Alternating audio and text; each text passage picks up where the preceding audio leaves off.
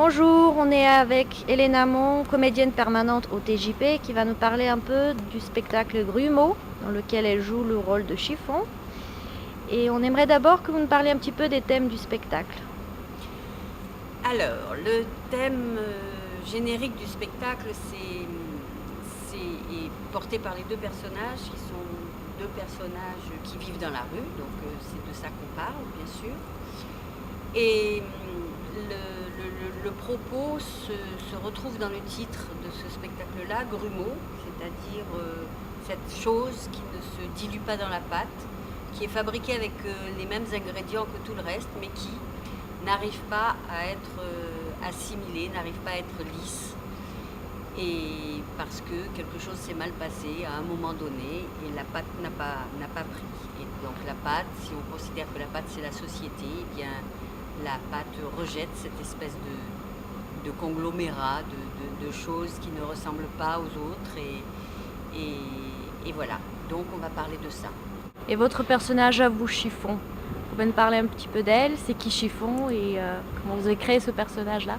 Alors Chiffon, la particularité de ce personnage, c'est qu'elle n'a pas de texte pratiquement. Et c'est effectivement quelque chose qu'on a fabriqué ensemble, Anne-Sophie et moi, à partir d'une idée qu'elle avait, elle, d'un personnage qu'elle a rencontré un jour dans la rue, un tas de chiffons qui s'est mis à bouger, et d'une femme qui vivait là, dans la rue, dans son amas. Et elle a eu envie de raconter, pas l'histoire de cette femme, mais de se servir de cette femme qu'elle avait vue pour raconter l'histoire qu'on raconte. Et voilà. Et donc j'ai essayé d'aller dans cette vision qu'elle avait eue au départ et à partir de rentrer dans ce corps de femme que moi je n'avais pas vu et dont elle m'a parlé, et à partir de ça, voir comment cette femme-là réagissait aux différentes situations du spectacle.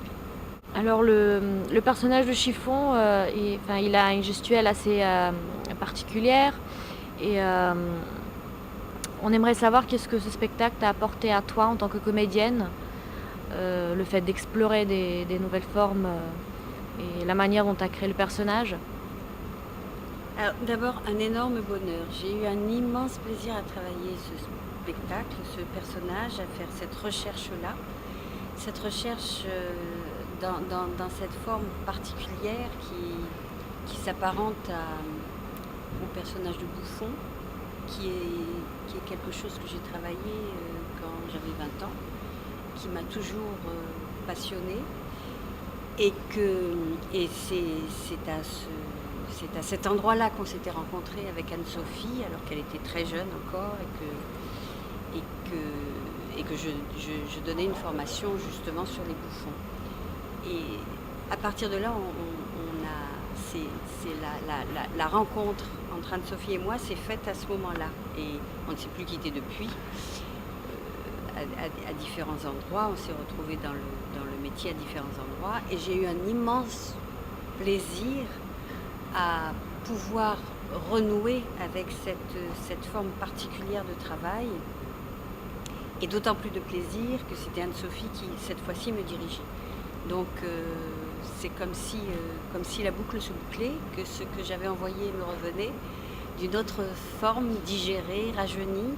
Et j'ai trouvé ça absolument délicieux comme aventure. Et vous avez eu l'occasion de parler avec des enfants à la sortie du spectacle, d'avoir des retours de la part des enfants? Oui, des enfants, des enfants, des adolescents, des adultes. On a eu quelques débats, effectivement, après le spectacle. Et vous voulez savoir quoi? Que ça marche? Non, ça on le sait déjà. Oui, quel effet ça leur fait? Comment eux ils perçoivent? Est-ce que ça les fait réfléchir à comment eux ils perçoivent ces gens-là, la marginalité ou... Oui, ça bouscule, hein, ça bouge beaucoup de choses. On a eu beaucoup de retours dans le sens de... Oui, on croise ces gens-là habituellement et peut-être qu'on va les voir maintenant autrement, d'une autre façon. Bon, ça c'est toute l'aventure, c'est l'aventure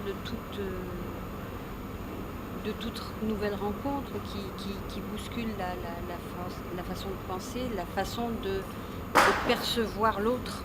On travaille que là-dessus. Hein. Qui est l'autre? Comment on le perçoit? Est-ce qu'il est ce qu'on perçoit?